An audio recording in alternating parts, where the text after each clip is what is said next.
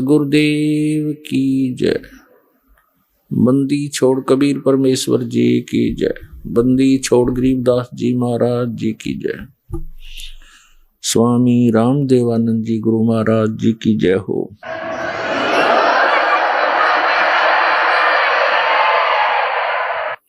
गरीब नमो नमो सतपुरुष को नमस्कार गुरु की नहीं। सुर नर मुनि जन साधुआ संतों सर्वसदी नहीं। सतगुरु साहिब संत सब दंडोतम प्रणाम। आगे पीछे मध्य हुए तिनको जा कुर्बान। नराकार निर्विषम काल जाल वैवंजनम। निर्लेपम निज निर्गुणम अकल अनुपवेशुंदुनम। सोहम सुरति समाप्तम सकल समाना निर्तल। उज्ज्वल हिरंबर हरदमम बेपरवाह अथा है। वार पार नहीं मध्यतम। गरीब जो सुमर सिद्ध होई। गणनायक गलताना करो अनुग्रह सोई। पारस पद परवाना। आदि गणेश मनाऊं गणनायक देवन देवा। चरण कमल लो लाऊं आदंत करूं सेवा। परम शक्ति संगीतम रिद्धि सिद्धि दाता सोई। अवगत गुण अतीतम सतपुरुष निर्मोही। जगदम्बा जगदीशम मंगल रूप मुरारी। तन मन अर्पों शीशम भक्ति मुक्ति भंडारी। सुर नर मुनि जन ध्यावे ब्रह्मा विष्णु महेशा। शेष शेष मुख गावे पूजे आदि गणेशा। इंद्र कुबेर सरीखा वरुण धर्म राय धावे। समर्थ जीवन जी का मन इच्छा फल पावे। 33 कोटि अधारा दावे शेष 88। उतरे बहुजल पारा कट है यम की फांसी। 33 कोटि अधारा दावे शेष 88। उतरे भवजल पारा कट है यम की फांसी। कर जोरूं विनती करूं धरूं चरण पर शीस। गुरु जी राम देवानंद जी महाराज ने दियो नाम बख्शीश। कोटि कोटि सिजदा करूं कोटि कोटि प्रणाम। चरण कमल में राखियो मैं बंदी जाम गुलाम। कुत्ता हूँ गुरुदेव का रामपाल दास का नाम। गले प्रेम की जेवड़ी जा खेचो वहां जाऊं। तो करो तो बावड़ू दूर दूर करो तो जाऊं। जो राखो त्यों ही रहूं जो देवो सुख।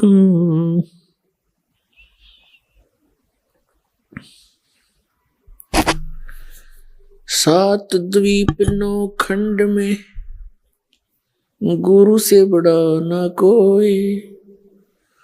करता करे न कर सके गुरु करे सो होए। गुरु बड़े गोविंद से मन में देख विचार। हरि सुमरे सो वार है गुरु सुमरे होवे पार। गुरु बिन माला फेरते गुरु बिन देते दान, गुरु बिन दोनों निष्फल हैं चाहे पूछो वेद पुराण। जय इब कै सतगुरु मिले सब दुख आँखों रोए। चरणों ऊपर शीश धरूं कहूं जो कहनी हो। कबीर साईं मिलेंगे पूछेंगे कुशलात, आदि अंत की सब कहूं अपने दिल की बात। गुरु जी तुम ना भूलियो चाहे लाख लोग मिल जाही, हम जैसे तुमको बहुत हैं तुम जैसे हमको नहीं। तुमरे विसारे क्या बने मैं किसकी शरण में जाऊं। शिव ब्रंच मुनि नारदा तिनके हृदय न समाऊं। अवगुण किए तो बहुत किए करत न मानी हार। बावे बंदा बख्श दियो बावे गर्दन उतार। अवगुण मेरे बाप जी बख्शो गरीब निवाज। जो मैं पूत कुपूत हूँ बोरे पिता को लाज। मैं अपराधी जन्म का नक्सिक भरे विकार। तुम दाता दुख भंजना मेरी करो संभार। सूरत करो मम साइया हम हैं भव जल माही। आप ही बह जावांगी जो तुम न पकड़ोगे बाँ। हे बंदी छोड़ दयाल जी तुम तक हमारी दौड़े। जैसे काग जहाज का अब सूझत और न ठोरे। परम पिता परमात्मा सर्व सृष्टि रचनहार कबीर देव अल्लाहु अकबर कबीर परमेश्वर ये हम सभी आत्माओं के पिता हैं, हमारे जनक हैं। इसी परमेश्वर के अंदर वो सर्वगुण विद्यमान है। तुमेव माता च पिता तुमेव, तुमेव बंधु च सखा तुमेव, तुमेव विद्या च द्रविणं तुमेव, तुमेव सर्व मम देव देव। ये वो परमात्मा है जो हमारे माता और पिता,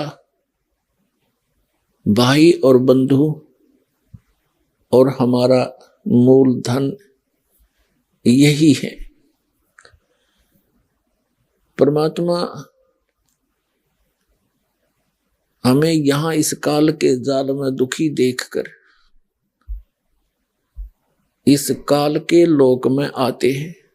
उस समय हम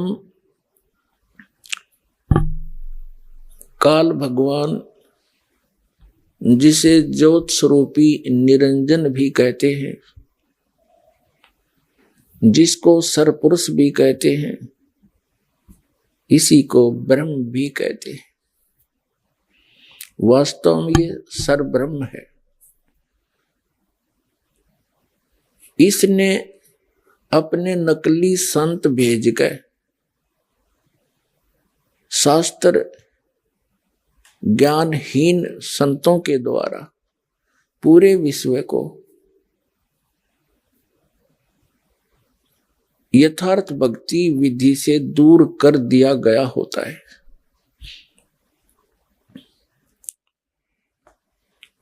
अब ऐसा ये काल भगवान क्यों करता है, ये हमें ऐसे मिसगाइड क्यों करवाता है, ये एक बहुत लंबी कथा है, धीरे धीरे आपको सुनाएंगे। क्योंकि एक ये पहला स्थान है विश्व में जहां सत्यनारायण कथा सुनाई जाती है। सत्यनारायण का अर्थ है अविनाशी परमात्मा। सत्यनारायण, सत साहिब, सत्य पुरुष, ये कौन भगवान है? सत्यनारायण। अभी तक हम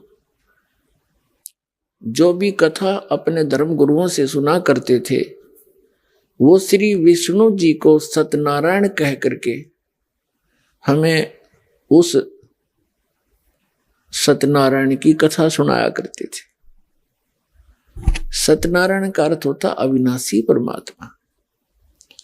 और श्री विष्णु जी तो नासवान है, ये सत्यनारायण नहीं है। इन्हीं की जीवनी में लिखा है, श्रीमद् देवी भागवत,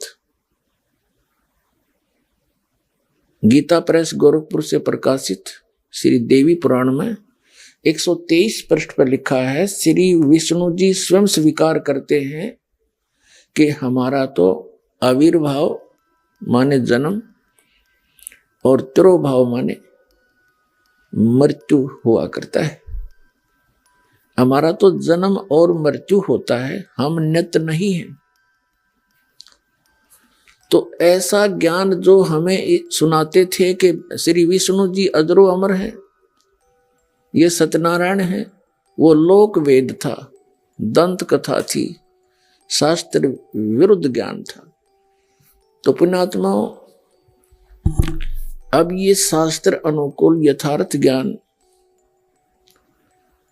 इस बरवाला आश्रम के अंदर सुनाया जाता है। और जो पुण्यात्मा प्रथम बार यहां आते हैं किसी भाई बहन के कहने से, तो उसको प्रथम बार सब ऊट पटांग सा लगता है, क्योंकि हमें भी ऐसा ही लगा था। इसको धीरे धीरे दृढ़ता के साथ, विश्वास के साथ सुनता रहे, एक दिन ये सत्य ही रह जाएगा, बाकी जो ज्ञान आपने सुन रखा है वो समाप्त हो जाएगा। कोई भी ज्ञान है जो हमने बहुत वर्षों से सुना वो घर कर गया, चाहे अज्ञान ही था। इसी प्रकार ज्ञान जब रह रह कर सुनेंगे तो ये अज्ञान हटाकर अपना स्थान बना लेगा। इसके लिए अधिक सत्संग सुनना आपको पड़ेगा। उसके लिए आप यहां भी आए, यहां नहीं आ सके उस समय यहां से आप डीवीडी ले जाएं, सीडी ले जाएं, पुस्तक ले जाएं, स्वाध्याय करो, सत्संग सुनते रहना। फिर एक दिन आपके हृदय में एक विशेष रोशनी होगी, प्रकाश होगा इस तत्व ज्ञान का। फिर आपके समक्ष आपको ऐसा महसूस होगा जैसे कबीर साहब कहते हैं, तारा मंडल बैठ कर ये चांद बड़ाई खावे, उदय भया जब सूरज का स्यों तारों छुप जावे। जिनको तुम सत्यनारायण माना करते थे आप जी, और जिनकी पूजा किया करते थे मोक्षदायक जानकर, आपको फिर इस तत्व ज्ञान की रोशनी में ऐसा हो जाएगा जैसे सूर्य उदय होने के बाद चांद और सितारे ओझल हो जाते हैं और रात्रि के समय वही टिमटिमाते सुंदर लग रहे थे। अब वो विद्यमान भी हैं लेकिन उनका अस्तित्व नहीं रहा, यहां उनका औचित्य समाप्त हो गया सूर्य के प्रकाश में। तो परमात्मा कबीर जी द्वारा दिया गया ये यथार्थ ज्ञान, ये अध्यात्म का सूर्य समझो। और जो अन्य ज्ञान आपने सुने थे वेद ज्ञान को चांद समझो, अन्य जो पुराण वगैरह या अन्य उपनिषद वगैरह उनको सितारे समझो, और कबीर परमात्मा के ज्ञान को सूर्य समझो। अब कुछ दिनों में ही आप देखेंगे पूरा विश्व परमात्मा के इस ज्ञान से परिचित होकर हाथ मला करेगा, दांतों तले उंगली दबाएगा कि सचमुच ये कैसा मजाक हमारे साथ हो रहा था। अभी तक तो आप जी ने इस मनुष्य जीवन की कीमत का ज्ञान नहीं। जब आपको इस मनुष्य जीवन की वैल्यू का पता लगेगा तब और घना पश्चाताप बनेगा, क्योंकि मनुष्य जीवन प्राप्त किस लिए हुआ? 84 लाख प्रकार के शरीरधारी प्राणी हैं, उनमें से मानव शरीर सबसे भिन्न है। इसके अंदर हम इतनी बुद्धि रखते हैं, समय पर खाना खा सकते हैं, प्राकृतिक आपदाओं से बचने के लिए हम झोंपड़ी डाल सकते हैं, शेड डाल सकते हैं, मकान बना सकते हैं। तो इसके साथ साथ हम इस मनुष्य जीवन से परमात्मा की भक्ति भी कर सकते हैं, जो अनिवार्य है। इस मनुष्य जीवन का उद्देश्य ही ये है कि आपने सत्य भक्ति करके इस बार बार के इस झमेले को समाप्त करवाना है। ये जन्म मरण का दुख असंख्य जन्मों से आप झेल रहे हो। तो कबीर परमात्मा ये हमारे पिता हैं, ये हमारे माता हैं। इन्होंने अपने वचन से हम सबको प्रकट किया था। अब हमने वहां सतलोक में जहां हम रहा करते थे और वहां से हम यहां आ गए। ये एक लंबी कहानी है, सुनाएंगे आपको। तो वहां हम सतलोक में रहते थे, हमें कोई दुख नहीं था, ना हमारी मृत्यु होती थी और ना वृद्ध अवस्था थी, ना कोई परिवार का सदस्य मरता था। तो वहां परम सुख है। उस परम सुख को हम अपनी नादानी के कारण, अपनी गलती के कारण छोड़ आए और हम यहां इस काल भगवान के साथ आ गए। जब तक हमारे पुण्य हमारे साथ रहे, जो हम सतलोक के अंदर पुण्यों से परिपूर्ण थे, और वहां से हम नीचे आगे, तो इस काल भगवान ने हमारे साथ धोखा किया। इसने ऊपर स्वर्ग आदि बना करके अपना रेस्टोरेंट चला रखा है। पुण्यकर्मी प्राणी वहां रखे जाते हैं, उनकी पुण्यों पर टैक्स लगाया जाता है 10%, कहीं 15%, कहीं 25%, जैसी भी सुविधा आप वहां चाहोगे।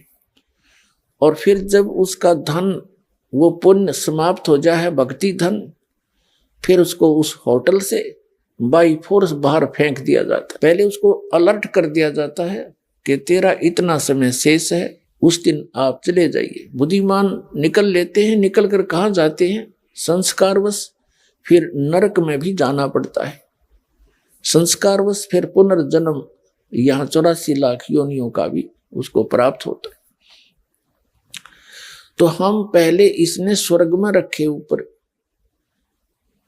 स्वर्ग, और एक इसने ब्रह्मलोक बना रखा है। उस ब्रह्मलोक के अंदर इसने सतलोक की नकली रचना करवा रखी है अपनी माया से, दुर्गा से। उसमें नकली सतलोक, डुप्लीकेट अलखलोक, फिर नकली अगमलोक और नकली अकैलोक की वहां एक झूठी रचना करवा रखी इस जीव को भ्रमित रखने के लिए। वो सब इसके होटल हैं, और हम सब पुण्यों का नाश करके अब फिर नीचे पटक दिए। जब हम भक्तिहीन हो गए तो परमात्मा ने दया करी हमारे ऊपर, इस काल को विवश कर दिया कि एक मनुष्य जीवन इन प्राणियों को अवश्य देना पड़ेगा इसको, ऐसा इसकी मजबूरी बना रखी है। वो कभी बताएंगे, अब डिटेल मैं नहीं बता पाऊंगा, इस समय सत्संग किसी और विषय पर है। तो दया करी परमात्मा ने, तो यहां मनुष्य जीवन आपको मिल गया। अन्य योनियों में जो कष्ट पा रहे हैं वो पाते रहो, इसको कोई टेंशन नहीं। इसको टेंशन जब होती है जब ये मानव शरीर प्राप्त करता है ये प्राणी, इसको क्या टेंशन रहती है कि इस मानव शरीर में इसको इतनी बुद्धि है कि ये अच्छे और बुरे का ये निर्णय कर सकता है। और इसी मनुष्य जीवन के अंदर कहीं ऊपर के लोक से, सतलोक से आकर के कोई परमात्मा का भेजा हुआ संत हंस और यहां आकर सच्चाई ना बता दे, इसलिए इस डर से ये अपने डुप्लीकेट संत भेज गए और पूरे मानव समाज को यथार्थ ज्ञान से वंचित करा देता है। और वो साधना करवाता है जिससे इनको कोई परमात्मा से मिलने वाली राहत प्राप्त ना हो। इसका उद्देश्य क्या है? इसका उद्देश्य ये है कि ये सभी नास्तिक हो जाएं, और नास्तिक होने के बाद फिर ये भगवान की कोई चर्चा करेगा उसकी सुनेंगे ही नहीं। तो इस दृष्टिकोण से इसने ये सब अपना जाल फैला रखा है। और परमात्मा क्या चाहते हैं? क्योंकि हम उसके बच्चे हैं, कबीर जी के, परम पूज्य कबीर परमेश्वर जी जो काशी के अंदर 120 वर्ष रहे थे, एक जुल्हाए धानक की भूमिका की थी, वो परमात्मा है, परम अक्षर ब्रह्म है, सारी सृष्टि के रचनहार है। अब इस काल ने हमें इतना भ्रमित कर दिया कि हम लाल को तो भूल गए और कौड़ियों की कीमत इतनी बता दी, लाल से भी अधिक। हमने उन कौड़ियों की गठड़ी बांध ली और लाल को कूड़े में फेंक दिया। अब इस दास को भेजा जोरी बनाकर, इस दास ने परखा इस लाल को और आपके सामने वो परख दिखा दी, सदग्रंथों से प्रमाण दिखाए कि भगवान कैसा है, वो क्या करता है, उसकी कैसी लीलाएं करता है वो, और उसका प्रमाण कहाँ है। उन सदग्रंथों में दास ने प्रमाणित कर दिया जिनको आप सत माना करते थे। कौन कौन से? पवित्र चारों वेद, पवित्र श्रीमद् भगवत गीता, इनके अंदर स्पष्ट लिखा है कि जिसको आप जी परमात्मा मान रहे थे, श्री कृष्ण अर्थात श्री विष्णु जी को, और ये भी मान रहे थे कि श्री कृष्ण जी ने गीता का ज्ञान दिया, तो ये भी निर्णय कर दिया इस दास ने परमात्मा कबीर जी की रजा से कि श्री कृष्ण जी के शरीर में प्रवेश करके इस काल भगवान ने गीता का ज्ञान बोला। श्री कृष्ण जी को पता ही नहीं मैंने गीता के ज्ञान में क्या कहा था। ये बहुत बार प्रमाणित कर दिया और आगे आने वाले समय में भी करेंगे। ये प्रमाणित सदग्रंथ है हमारे, उसमें गीता ज्ञानदाता कहता है कि यदि तूने मेरी भक्ति करनी है तो ओम नाम है। श्रीमद् भगवत गीता अध्याय नंबर 8 के श्लोक नंबर 13 में गीता ज्ञानदाता ये ब्रह्म है, ये काल है। जो गीता अध्याय नंबर 11 के श्लोक नंबर 32 में कहता कि अर्जुन मैं बढ़ा हुआ काल हूं और अपरिवर्त हुआ हूं, तू ना युद्ध करेगा तो भी मैं इनको मार डालूंगा। तो इससे सिद्ध है कि श्री कृष्ण नहीं थे वह, श्री कृष्ण तो वहां खड़े थे, ये कहते नहीं कि मैं अब आया हूं, अब परिवर्त हुआ हूं। श्री कृष्ण जी ने पहले कभी अपने आप को काल नहीं कहा, और इस गीता के ज्ञान और महाभारत का नाश होने के बाद कभी उसने अपने आप को काल नहीं कहा। जब तक महाभारत पूरा नहीं हो लिया, ये युद्ध में नाश नहीं हो लिया, इतने ये ब्रह्म श्री कृष्ण जी में प्रवेश रहा और इसका काम पूरा हो लिया, फिर निकल गए। फिर श्री कृष्ण जी को पता ही नहीं मैंने क्या बोला था गीता जी में।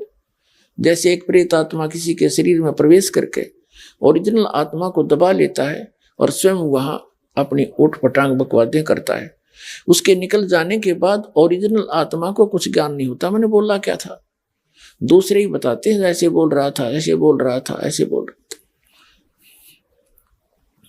तो ये क्या कहता है कि मेरा तो एक ओम नाम है, नथिंग एल्स, और मेरी भक्ति करेगा तो मुझे प्राप्त होगा। लेकिन युद्ध भी करना ही पड़ेगा, और युद्ध करना पड़ेगा तो शांति कहाँ? श्रीमद् भगवत गीता अध्याय नंबर 18 के श्लोक नंबर 62 में कहा है कि तू सर्वभाव से उस परमेश्वर की शरण में जा, उसकी कृपा से ही तू परम शांति को और सनातन परम धाम को प्राप्त होगा। अब परम शांति के लिए तो वो अपने से अन्य किसी परमेश्वर की शरण में जाने के लिए कह रहा। तो जब तक जन्म और मृत्यु है परम शांति हो ही नहीं सकती।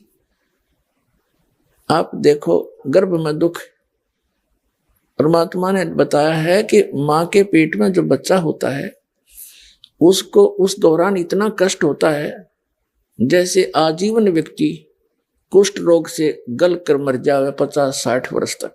जो उसको दुख होता है वो कष्ट उस बच्चे को होता है जब वो मां के गर्भ में रहता है, और उसके बाद फिर सारा जीवन कष्ट ही कष्ट। कभी रोग हो गया, फिर युवा हुआ, यहाँ निर्वाह का संकट, फिर विवाह का संकट, विवाह ना हुआ तो दुखी हो गया तो फिर माँ दुखी, संतान ना हुई तो दुखी, संतान हो गया फिर माँ दुखी, कोई मर गया, कोई बच गया, कोई बीमार है, कोई बकवाद कर रहा है, कुछ हो रहा है, और सारा कुछ ठीक भी लग रहा है, स्वयं मृत्यु हो जाती है, सब बच्चे बिलखते रह जाते हैं। तो यहां शांति नाम की चीज नहीं। और जो ओम का जाप करते हैं और ओम शांति कहते हैं, ओमकार शांति का तो खड़ा एक्सीडेंट है, कभी शांति हो ही नहीं सकती ओम से। ये तो खुद कहता है मेरा ओम नाम है, पर युद्ध करना पड़ेगा, शांति चाहिए तो उस परमेश्वर की शरण में जा। और उसके लिए इसने ऑप्शन छोड़ दिया है चौथे अध्याय के 34वें श्लोक में श्रीमद् भगवत गीता में, कि उन तत्वदर्शी संतों की खोज कर और उन तत्वदर्शी संतों से फिर वो तत्व ज्ञान जान समझ उनको दंडवत प्रणाम करने से और कपट छोड़कर नम्रता पूर्वक प्रश्न करने से वो तत्वदर्शी संत तुझे उस परमात्म तत्व का यानी तत्व ज्ञान का ज्ञान कराएंगे। वो तत्व ज्ञान कौन सा है? श्रीमद् भगवत गीता अध्याय नंबर 4 के श्लोक नंबर 32 में बताया है। यहां अनुवादकर्ताओं ने, ये अज्ञानी थे, सारे तत्व ज्ञानहीन प्राणी थे जिन्होंने अनुवाद करने की चेष्टा की, लेकिन जहां सही ज्ञान आना था उसके विपरीत अर्थ करके उसको सारा ही बदल दिया, सारा अर्थ ही खत्म कर दिया गीता जी का। एक ब्रह्मणे मुखे शब्द है चौथे अध्याय के 32वें श्लोक में श्रीमद् भगवत गीता के। तो इन अनुवादकर्ताओं ने ब्रह्मणे मुखे का अर्थ कर दिया वेद की वाणी में। 17वें अध्याय के 23वें श्लोक में ब्रह्मणे शब्द है, इन्हीं अनुवादकर्ताओं के द्वारा उसका अनुवाद किया गया है सच्चिदानंद घन ब्रह्म। ब्रह्मणे माने सच्चिदानंद घन ब्रह्म, यानी परम अक्षर ब्रह्म, वो परमात्मा जिसकी शरण में जाने के लिए गीता ज्ञान दाता कहता है, और वो स्वयं आकर के यथार्थ ज्ञान बताता है। श्रीमद् भगवत गीता अध्याय नंबर 4 के श्लोक नंबर 32 में कहा है कि उस सच्चिदानंद घन ब्रह्म के मुख कमल से उच्चरित उस वाणी में यज्ञों की जानकारी, यज्ञ माने धार्मिक क्रियाओं की, अनुष्ठानों की, साधनाओं की जानकारी विस्तार के साथ कही गई है। वो तत्व ज्ञान है। उसको जानने के बाद फिर तेरे सारे कर्म समाप्त हो जाएंगे। उसके बारे में कहा है चौथे अध्याय के 34वें श्लोक में कि उस तत्व ज्ञान को तू तत्वदर्शी संतों के पास जाकर समझ, और वो तत्वदर्शी संत उस तत्व ज्ञान से परिचित होते हैं, फिर तुझे भी उससे परिचित करा देंगे। अब श्रीमद् भगवत गीता अध्याय नंबर 7 के श्लोक नंबर 29 में गीता ज्ञानदाता कहता है कि जो मेरे इस ज्ञान का आश्रय कर लेता है और तत्वदर्शी संत की खोज कर लेता है, वो व्यक्ति केवल जरा और मरण से छूटने का ही प्रयत्न करते हैं। अब दूसरे शब्दों में ये कहा है कि जो व्यक्ति मेरे इस ज्ञान को आश्रय कर लेते हैं और जो केवल जरा और मरण से, जरा माने बुढ़ापे का दुख, जरा और मरण के दुख से, मरण माने मृत्यु, इस दुख से छूटने का ही प्रयत्न करते हैं, वे ब्रह्म तत्व विदु और कृष्णम अध्यात्म कर्म च अखिलम। वह कहते हैं जरा मरण मोक्षाय माम आश्रित यतंती ये ते ब्रह्म तत्व विदु कृष्णम अध्यात्म च कर्म च अखिलम। जो जरा और मरण से ही छूटने का प्रयत्न करते हैं, यहाँ की किसी वस्तु की इच्छा नहीं रखते, उनको ज्ञान हो जाता है कि ये सब नाशवान है, मनुष्य जीवन केवल परमात्मा प्राप्ति और मोक्ष कराने के लिए ही मिला है और उस मोक्ष से ही हमें परम शांति होगी, और वो मोक्ष का साधन तत्वदर्शी संतों के पास होता है। तो वो उस तत्वदर्शी संतों की शरण में चले गए होते हैं। तो जिस कारण से वो तत्ब्रह्म विदु उस परमात्मा को, उस परमेश्वर को जानते हैं और सारे अध्यात्म ज्ञान से परिचित हैं और सभी कर्मों से वो परिचित है, और वही व्यक्ति जरा और मरण से छूटने का प्रयत्न करते हैं। गीता अध्याय नंबर 8 के श्लोक नंबर 1 में अर्जुन ने प्रश्न किया, हे भगवान, आपने जो 7वें अध्याय के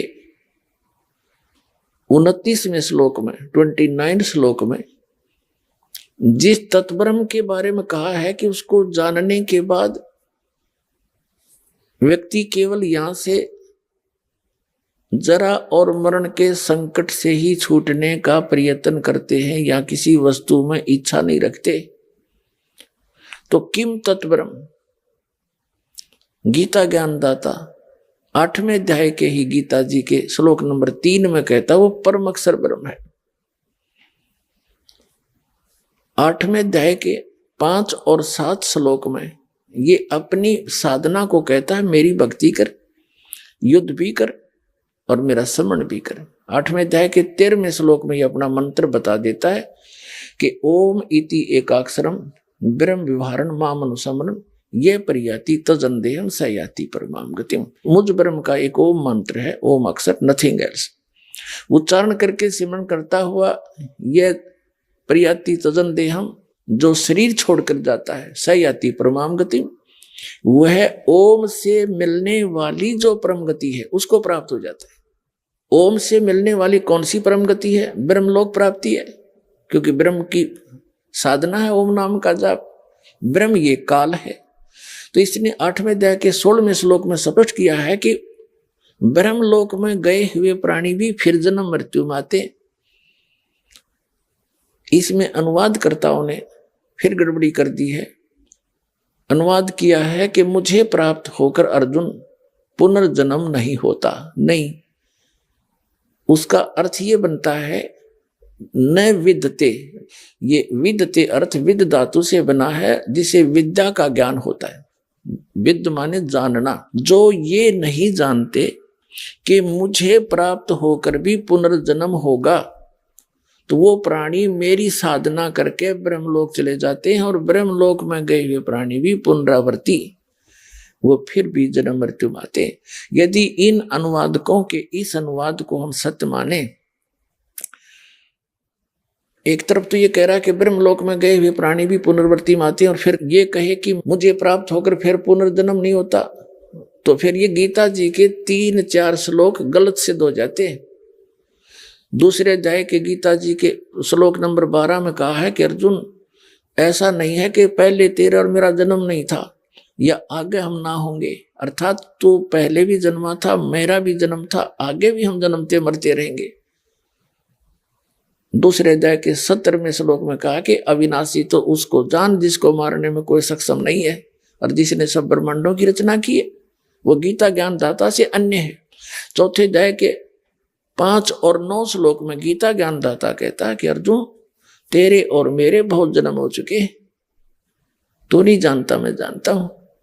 और 9वें श्लोक में कहा है कि मेरे कर्म और जन्म दिव्य है, अलौकिक है। फिर श्रीमद् भगवत गीता अध्याय नंबर 10 के श्लोक नंबर 2 में गीता ज्ञानदाता कहता है कि अर्जुन, मेरी उत्पत्ति को न ते देवता लोग जानते, ये ब्रह्मा विष्णु महेश, और ना ये ऋषि, क्योंकि ये सब मेरे से उत्पन्न हुए हैं। अब पिता की उत्पत्ति को पुत्र यानी संतान कैसे जाने, पुत्र और पुत्री? पिता की उत्पत्ति, डेट ऑफ बर्थ, जन्म तिथि को पिता का पिता बता सकता है, दादाजी। तो वो सबके जो पिता हैं, कबीर परमात्मा, हम सबके जनक हैं, इनके भी वही जनक हैं।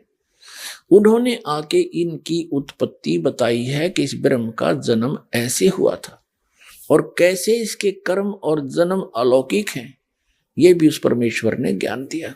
तो इससे सिद्ध हुआ कि ये भी जन्म मृत्यु के अंदर है और इसके उपासक भी। जब तक जन्म और मृत्यु है तो शांति नहीं। पुण्यात्माओं, हम तत्व ज्ञान के अभाव से यहां डले ढोरे हैं। सारा दिन आजीवन एक रोजी रोटी निर्वाह के लिए बर्बाद करके चले जाते हैं और यही पूरा नहीं होता। और हम जैसे परिवार भी आपका है, अच्छी संतान, नेक संतान प्राप्त है और आप बड़े अच्छी तरह सेट हो, उनके साथ बड़े प्यार से रह रहे हो, जब कितना अच्छा लग रहा है। और एक सेकंड में मृत्यु हो जा, आपकी भी हो सकती है, आपके बच्चों की भी हो सकती है। फिर क्या हुआ? ये खाक सुख है। कबीर साहब कहते हैं, झूठे सुख को सुख है ये मान रहा मनमोद, ये सकल चबीना काल का, कुछ मुख में कुछ गोद। कुछ को तो डेली खा रहा है, देखते हो, रोज पढ़ो समाचार पत्रों में, देखो सबसे ज्यादा मरने वालों की खबरें होंगी। वैसे भी कहीं देख लो, को बीमारी से हॉस्पिटलों में रोजाना कितनी सब जाते हैं। और बाकियों को पाल रहा है, गोदी में खिला रहा है, ये तेरा बेटा, ये तेरी बेटी, ये तेरी कार, ये तेरी कोठी। मूर्ख बना रखा है, 1 मिनट में मृत्यु कर देता है। चल, तेरा कुछ नहीं, मूर्ख, आ मेरे पीछे पीछे। वहां तपस्या पे भूल कर 1 लाख को डेली खाता है। अब परमात्मा ने आकर के इसका जाल समझाया कि झूठे सुख को सुख कहे ये मान रहा मनमोद, ये सकल चबीना काल का, ये कुछ मुख में कुछ गोद। अब एक व्यक्ति के 3 पुत्र थे, एक की मृत्यु होगी, हाहाकार मच रहा। सांत्वना व्यक्त करने के लिए, शोक व्यक्त करने के लिए बहुत से रिलेटिव कुल के लोग आ रहे थे। जब वो बहुत बुरी तरह दुखी था, उसको सांत्वना देते हुए कहा कि देख भाई, यहां तो सभी के साथ ये हो रहा है, इसकी इतना दुख ना माने।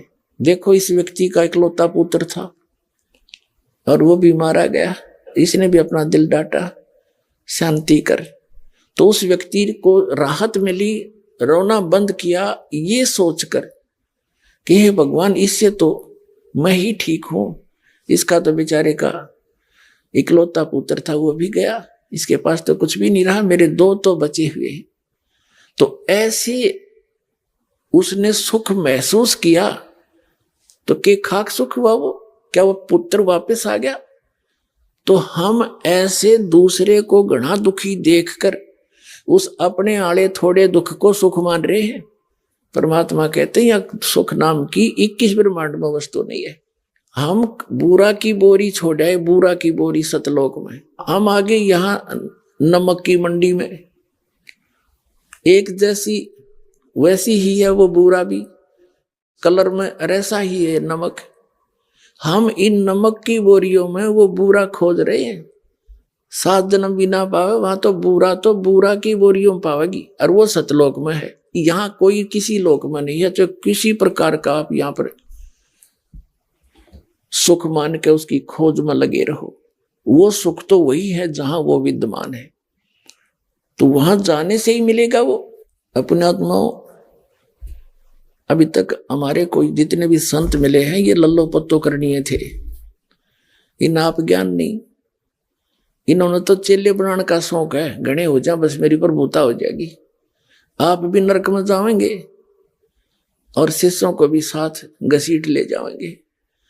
अब परमात्मा के सभी बच्चे हैं, ये संत भी उसी के बच्चे हैं, और वो भी परमात्मा के लिए चले थे। ज्ञान उनको मिला नहीं, अभिमान अवश्य मिल गया उनको। संत महंत बन गए, आचार्य शंकराचार्य बन गए। कख का इनको पता नहीं, भक्ति मार्ग ये जानते नहीं, यथार्थ भक्ति ज्ञान इनको नहीं। एक भाषा जान लेते हैं, अटपट करके दुनिया को मूर्ख बना लेते हैं। अब तत्व ज्ञान से हीन प्राणी चाहे कितनी संस्कृत जानता हो और कितना एजुकेटेड हो, और चाहे इंजीनियर हो चाहे डॉक्टर हो, यदि उसने सद्भक्ति नहीं की तो जीवन नष्ट है उसका, ये मनुष्य जीवन बर्बाद हो जाएगा। अब परमात्मा ने आके या दया बख्शी है, या तो 600 वर्ष पहले स्वयं परमात्मा ने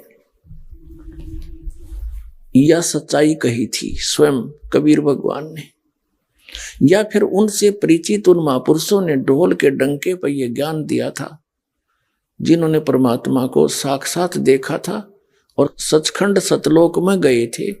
जो सतलोक के अंदर परमात्मा उन महापुरुषों को लेकर गए थे, अपना परिचय कराया था और उनको वापस भेज दिया था। वो दृढ़ भक्त थे, वो सूरवीर थे, परमात्मा के एक विशेष कृपा पात्र थे।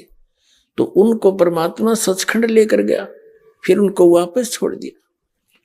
उनके बाद उनका जीवन बदल गया और परमात्मा की सच्चाई को ढोल के डंके पर जगह जगह जाकर कहा। कोई मानो ना मानो, वो कहा करते हैं सच्ची। तो अब वो सेवा इस दास को दी है। अब जैसे किन किन महापुरुषों को इस दास से पहले परमात्मा का साक्षात्कार हुआ था। आदरणीय धर्मदास साहिब जी गांव बांधोगढ़ वाले, उनको परमात्मा मिले थे और वह भी हमारी तरह यही लोक वेद के आधार से साधना कर रहे थे। रामकृष्ण शंकर भगवान का जाप जपा करते थे। एक गुरु भी बना रखे थे रूपदास जी, वैष्णव परंपरा के। और सभी जो क्रियाएं पवित्र हिंदू धर्म के अंदर इन आचार्य और शंकराचार्यों ने दृढ़ कर रखा है। श्री राम, श्री कृष्ण और भगवान शिव की भक्ति करो, तीर्थों पर जाओ, मंदिरों की पूजा करो, मूर्तियां रखो, ये सब, एकादशी का व्रत रखो, श्राद्ध करो। ये सारी की सारी लोक वेद है, दंत कथा है, शास्त्र विधि त्याग का मनमाना आचरण है। वो सभी कर रहा था। परमात्मा सतलोक से चलकर आते। यही कबीर परमात्मा हमें 3 स्थिति में हमें संभालते हैं। एक स्थिति में ये सतलोक में रहते हैं, वहां इनका मनुष्य सदृश शरीर है। जैसे पवित्र बाइबल में उत्पत्ति ग्रंथ में लिखा है कि प्रभु ने, यीशु परमात्मा ने मनुष्य बनाए और मनुष्य को अपना जैसा बनाया, नर और नारी करके उनकी उत्पत्ति की। तो भगवान कैसा? भगवान भी मनुष्य सदृश है, जो उसने अपने जैसे बनाए। और किसी भी ईसाई धर्म के पुण्यात्मा को पूछ कर देखो कि परमात्मा कैसा है, वो कहेगा गॉड इज फॉर्मलेस, परमात्मा निराकार है। फिर खाक पढ़ा तुमने अपने इन सदग्रंथों को, तो एजुकेटेड होकर ऐसी बात करते हो। पवित्र बाइबल की उत्पत्ति ग्रंथ में पढ़ कर देखो, उसमें स्पष्ट लिखा कि परमात्मा मनुष्य सदृश है और उसने अपने जैसे मनुष्यों को उत्पन्न किया है। तो वो परमात्मा सतलोक के अंदर एक बहुत बड़े सिंहासन के ऊपर, बहुत बड़े गुम्बज में, एक बहुत बड़ा गुम्बज बना हुआ, यानी जैसे यहाँ मंदिर बनाते हैं, मंदिर को तो एक सीधा सा खड़ा कर देते हैं, ऐसे सीधा सा, बस थोड़ा सा, लेकिन गुम्बज होता है बहुत, एक चौड़ाई उसकी ज्यादा होती, गोलाई, और ऊपर से थोड़ा होता है ऐसा, ज्यादा लंबा ऊंचा नहीं करते जैसे मंदिरों का करते। उसके बीच में परमात्मा एक बहुत अच्छे सुंदर सिंहासन पर बैठे हैं और उनके सिर पर मुकुट है जैसे राजा के होता है, और ऊपर छत्र है जैसे ये भक्तों ने बना रखा है। ये तो आर्टिफिशियल है, वहां परमात्मा का ओरिजिनल है। उनकी एक रोमकूप की इतनी रोशनी है, करोड़ सूर्य मिला दे, करोड़ चंद्रमा, उनकी मिली जुली रोशनी प्रकाश भी परमात्मा के एक रोमकूप के प्रकाश से फीकी है। इतना तेजो में शरीर है। ये तो प्रथम सती थी। और 2 अन्य स्थितियों में वो कैसे हमें संभालता है एक तो वो प्रत्येक युग में एक लीला करते हैं, सतलोक से आते हैं और एक नवजात शिशु का रूप धारण करके कमल के फूल पर विराजमान होते हैं। कमल का फूल सरोवर में ही होता है, जल में। तो उस सरोवर के ऊपर आकर विराजमान होने के कारण नारायण, नार माने जल होता है, आयन माने उस पर आने वाला, विराजमान होने वाला, इसलिए नारायण शब्द भगवान के लिए प्रसिद्ध है। तो वो नारायण कौन है? वो सतपुरुष हैं, कबीर देव जी हैं, जो ऐसी लीला करते। वो कमल के फूल पर आकर शिशु रूप धारण कर लेते हैं। वहां से उनको निसंतान दंपति उठा ले जाते हैं और फिर वो जब बड़े होने लगते हैं तो बालक अवस्था में वो खाना पीना कुछ नहीं करते। तब वो चिंतित होते हैं उनके माता पिता। तब कुंवारी गाय लाई जाती है परमात्मा के आदेश से और कुंवारी गाय दूध देती है। उन कुंवारी गायों के दूध को परमात्मा पीते हैं, उससे उनके परवरिश की लीला होती है। ये प्रमाण ऋग्वेद के अंदर भी है और कबीर परमात्मा ने 600 वर्ष पहले ये लीला की थी, जो कबीर सागर के अंदर विद्यमान है। ज्ञान प्रकाश के अंदर एक अंग है, एक अध्याय है ज्ञान प्रकाश पवित्र कबीर सागर का। उसमें भी विद्यमान है कि परमात्मा ने कुछ खाया पिया नहीं जब वो नवजात शिशु रूप में आकर प्रकट हुए थे। इनके कोई जनक नहीं, इनकी कोई माता पिता नहीं, ये स्वयंभू हैं। तो उसे मैंने कुछ नहीं खाया पिया। फिर एक गाय मंगाई गई, उसके ऊपर उसने दूध दिया, जब परमात्मा ने दूध पिया। और यही प्रमाण ऋग्वेद मंडल नंबर 9 सूक्त नंबर 1 के मंत्र नंबर 9 के अंदर है कि परमात्मा जब शिशु रूप धारण करके यहाँ प्रकट होते हैं, उनके परवरिश की लीला कुंवारी गायों के द्वारा होती है। तो फिर भगवान कौन है? ऐसी लीला की है किसी कृष्ण और राम ने, या किसी और इस हजरत मोहम्मद ने, या किसी ईसा जी ने? तो who is God? Kabir is God.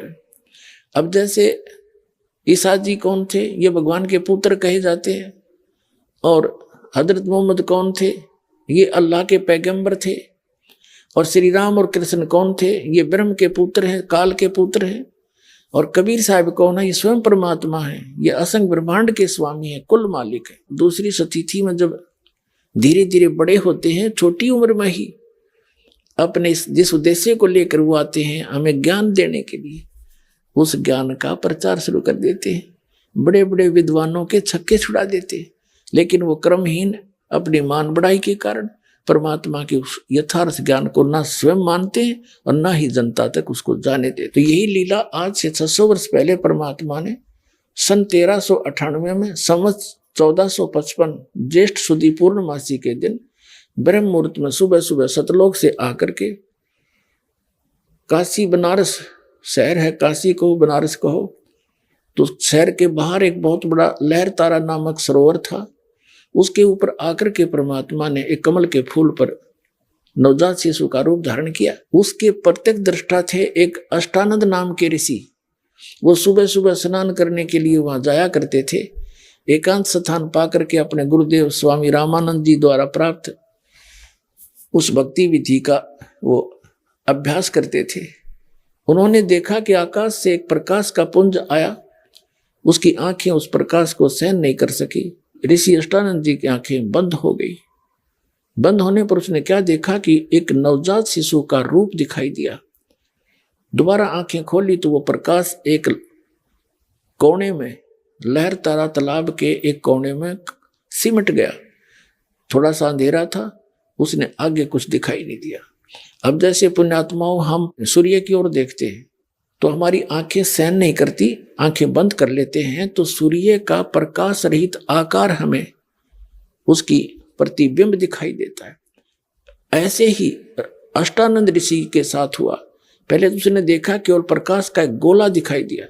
आंखें जब बंद होगी, नहीं सहन कर सकी चरम दृष्टि, तो क्या देखा कि प्रकाश रहित उस एक बालक की आकृति नजर आई उसके।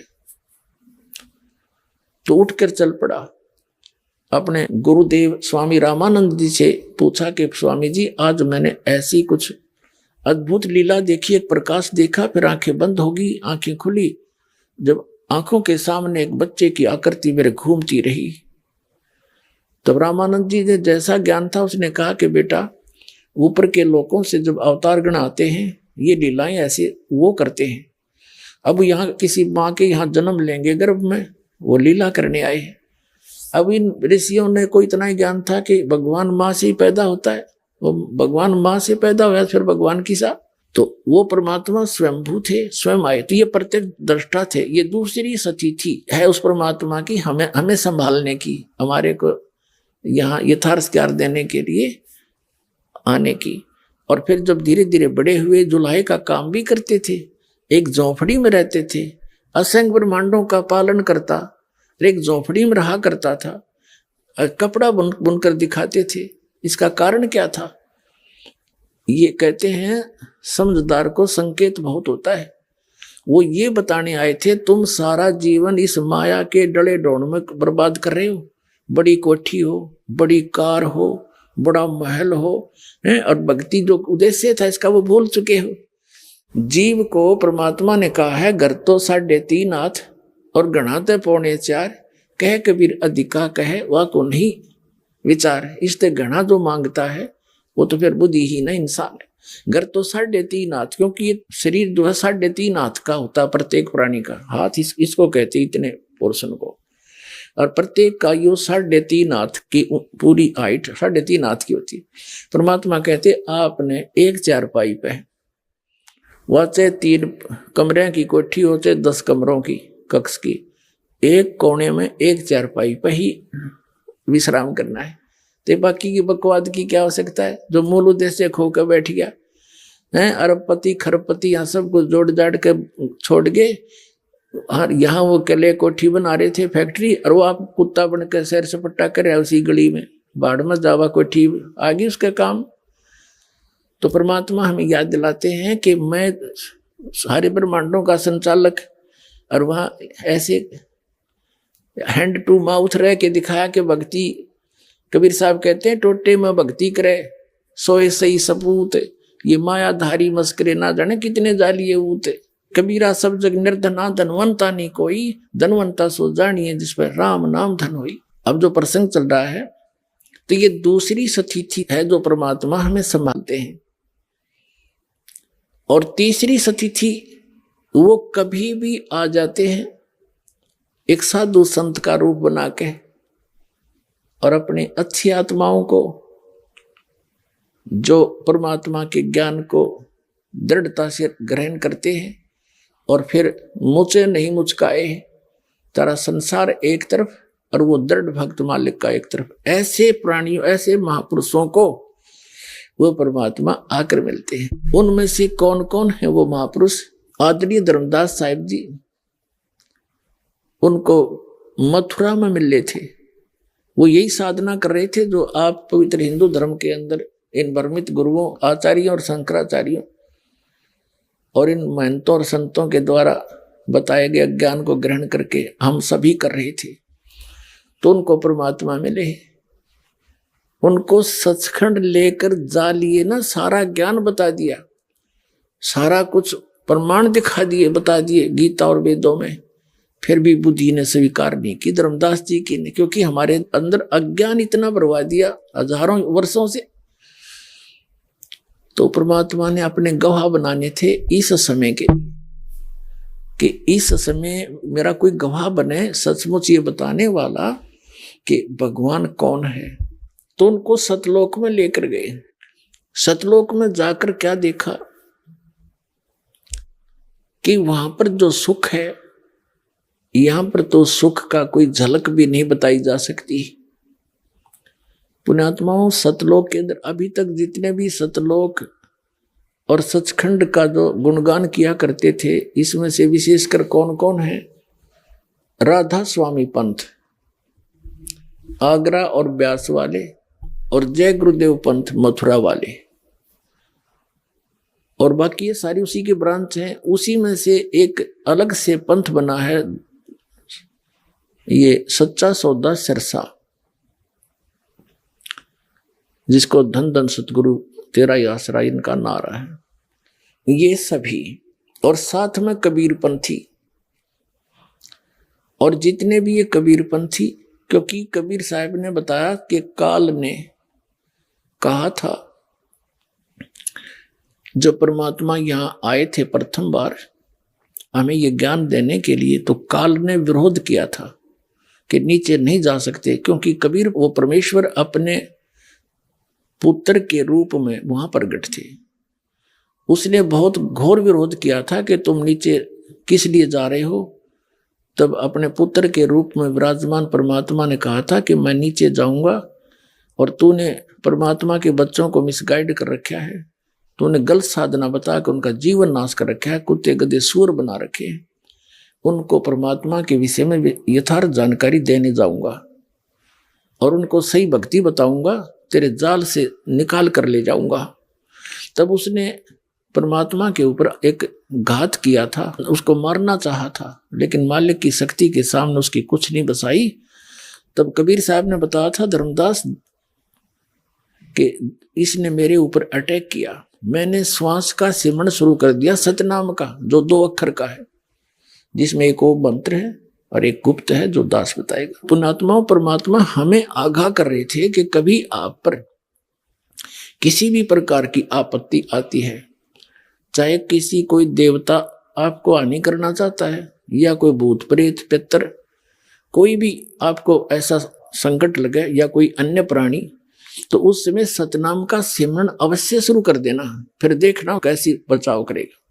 तो वो हमें संकेत कर रहे थे। तो परमेश्वर कबीर जी ने हमें भी बताने के लिए, ना उनको तो क्या सिमरण की जरूरत, वो तो खुद मालिक है, हमें दृढ़ करते हैं कि तुम ऐसी आपदा के समय इस नाम का जाप याद रखियो। कहीं उस समय आवाज लगा दो हाय माँ मर गया, तो वहां माँ मदद नहीं कर सकती, वहां तो परमात्मा का वो मंत्र मदद करेगा।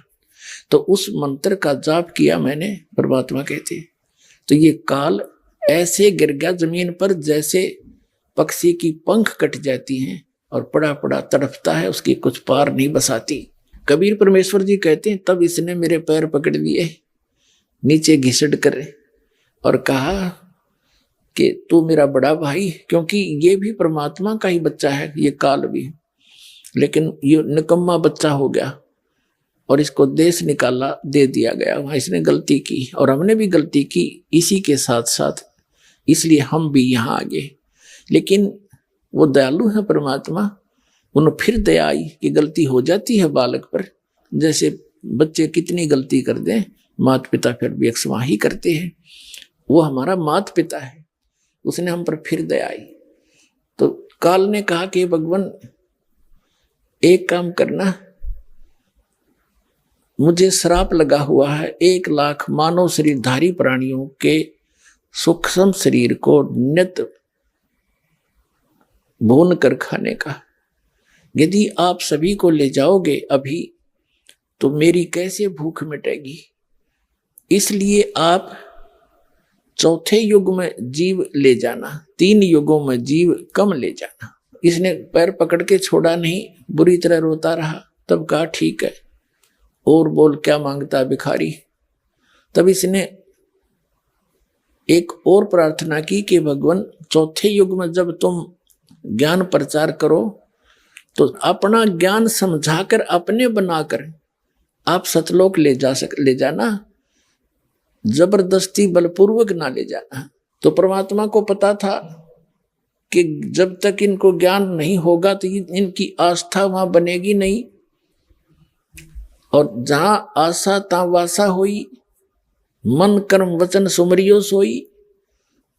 जब आपको ज्ञान होगा उस सतलोक के सच्चे सुख का, इन सब प्रमाणों से जो दास आपके सामने प्रस्तुत करेगा, आपके अटल विश्वास हो जाएगा कि सचमुच ऐसा है, ऐसा ज्ञान दूंगा आपको, ये सत्य कर मानना।